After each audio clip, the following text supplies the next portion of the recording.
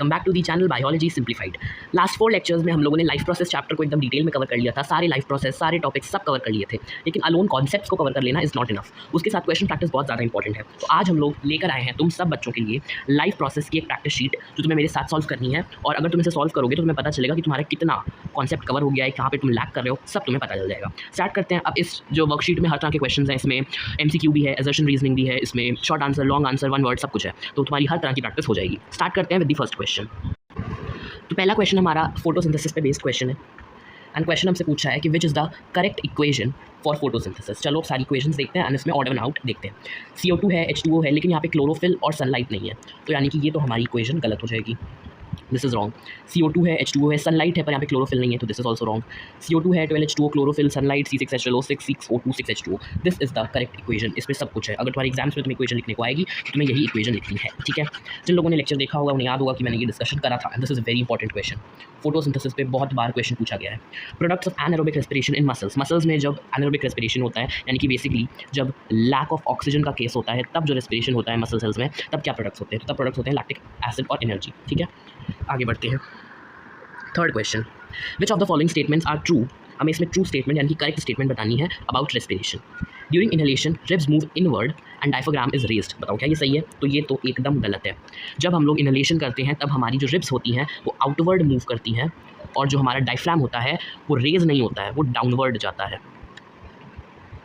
Next, in alveoli exchange of gases takes place, oxygen from blood into alveolar. क्या ये सही है? जब एल्वेलर एक्सचेंज होता है तो ऑक्सीजन ब्लड से जाता है एल्वेलर सैक, बेसिकली यहाँ पे थोड़ी सी गलती है, इसको एल्वेलर सैक कर लो।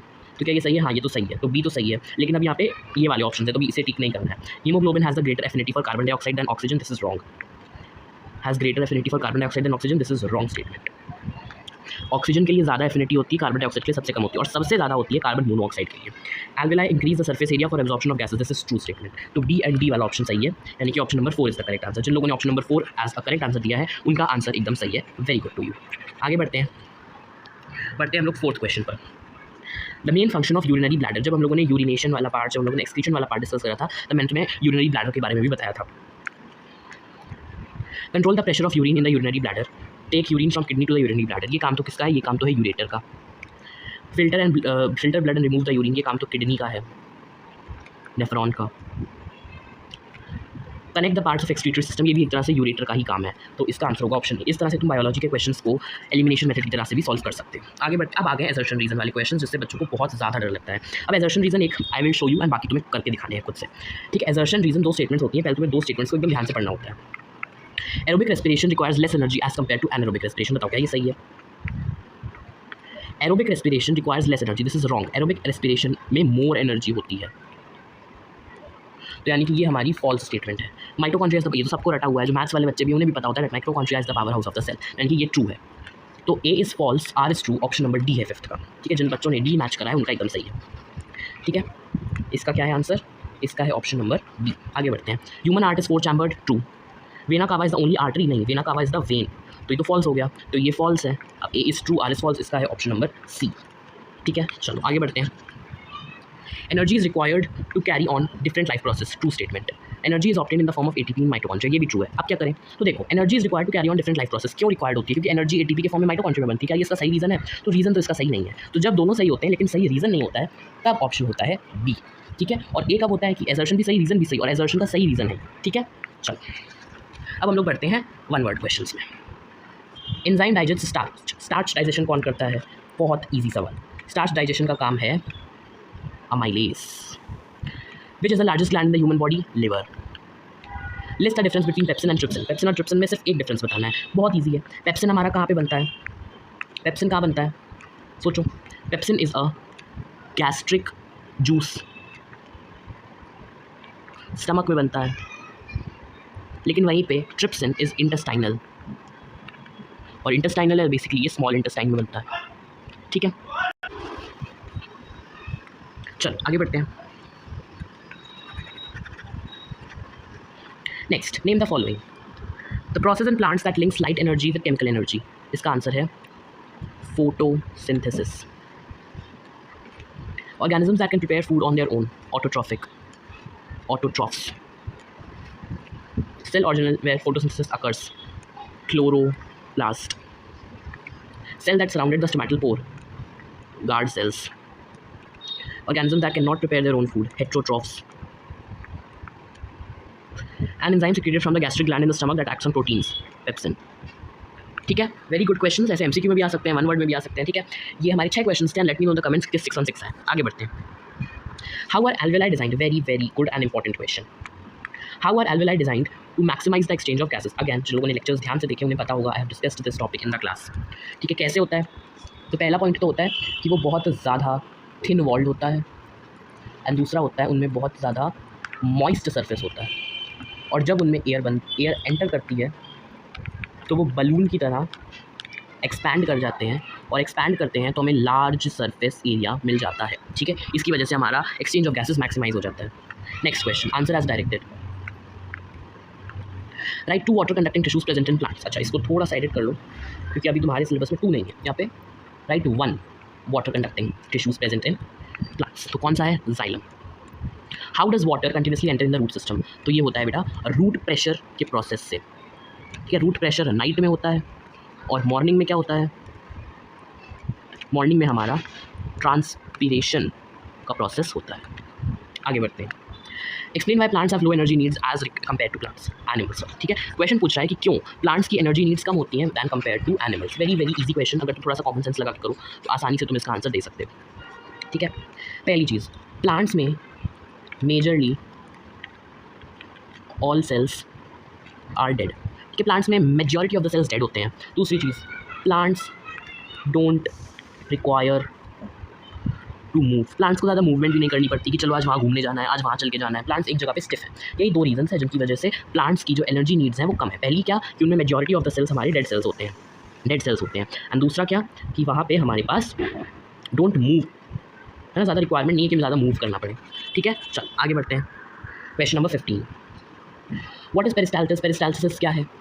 Contraction and relaxation of muscles to help in the movement of substances from one part to other. ठीक है, कहाँ पे देखी थी हम लोगों ने? ईसोफेगस में देखी थी जब हम लोग ह्यूमन डाइजेस्टिव सिस्टम कर रहे थे। What will happen if diaphragm of a person will get ruptured in accident? ठीक है, बेसिकली एक एक्सीडेंट हुआ, उसमें किसी इंसान का डायफ्राम क्या हो गया?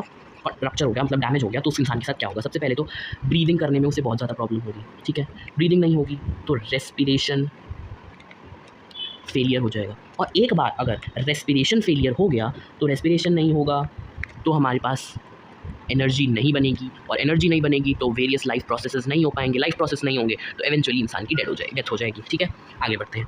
How is aerobic respiration different from anaerobic respiration? Aerobic और एनारोबिक रेस्पिरेशन डिफरेंसेस पूछे हैं। ठीक है, तो एरोबिक रेस्पिरेशन क्या होता है? जो कि ऑक्सीजन की प्रेजेंस में होता है। एनारोबिक क्या होता है? जो कि ऑक्सीजन की एब्सेंस में होता है।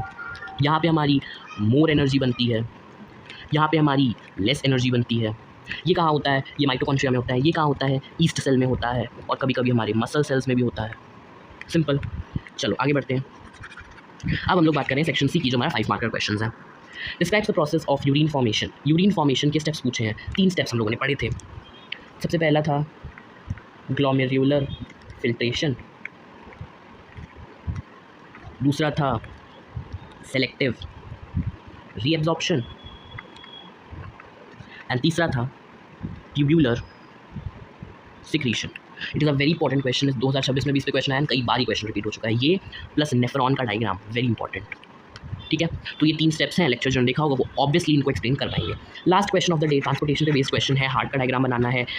अब मैं आज के लेक्चर में तुम्हें हार्ट का डायग्राम बनाने का एक ईजी स्टेप बताने वाला हूँ, जिसको तुम्हें ध्यान से देखना है। Draw a sectional view of human heart and label the following. अब सबसे पहले ह्यूमन हार्ट बना लो, फिर हम लोग लेबलिंग वाला काम करेंगे। ठीक है, ओके। तो सबसे पहले तुम्हें क्या करना है,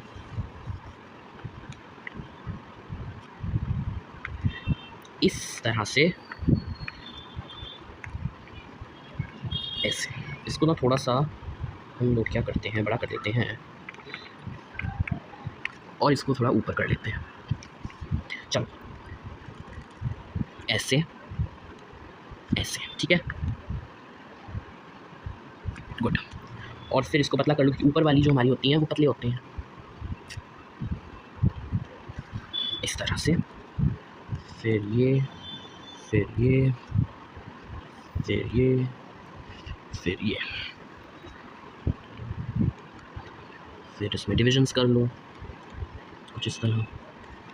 अब ये है हमारा left atrium, left ventricle, right atrium, right ventricle, ठीक है। सबसे पहले यहाँ से एक वेना कावा, यहाँ से एक वेना कावा, यहाँ पे हमारी पल्मोनरी वेन, यहाँ पे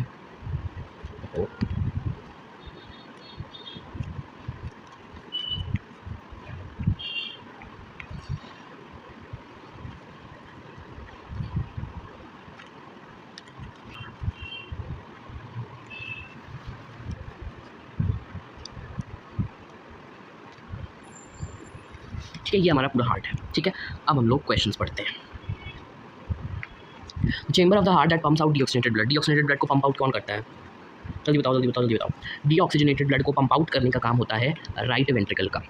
blood vessel that carries away oxygenated blood from the heart, मतलब ऑक्सीजनेटेड ब्लड को हार्ट से दूर ले जाने का काम किसका है? ब्लड वेसल का, इसका है aorta. Next, blood vessel that receives deoxygenated blood from the lower part of our body, lower part of the body, this is inferior vena cava. Next, part that prevents the blood flow of blood, यहाँ पे बेटा हमारे पास valves present होते हैं, valves. Very very important question, इस तरह का क्वेश्चन तुम एग्जाम्स में एक्सपेक्ट कर सकते हो, ठीक है। चलो, तो विद दिस हमारा लेक्चर खत्म होता है। आज के लेक्चर में हम लोगों ने बहुत सारे क्वेश्चन प्रैक्टिस करी from the chapter life process. With this हमारा चैप्टर लाइफ प्रोसेस खत्म होता है, कॉन्सेप्ट वाइज भी, क्वेश्चन वाइज भी। अब हम लोग स्टार्ट करेंगे हमारा next chapter from the next lecture, that's control and coordination. बहुत मजा आएगा उस चैप्टर में भी। Till then thanks for watching this session. इन सारी क्वेश्चंस को रीअटेम्प्ट जरूर करना, तो फिर हमारा ये चैप्टर एकदम स्ट्रॉन्ग हो जाएगा। अगर किसी भी क्वेश्चन में थोड़ा सा भी डाउट हो तो उस पार्ट को दोबारा से देख लेना। मैंने सारे क्वेश्चन एकदम डिटेल में अच्छे से समझाए हैं।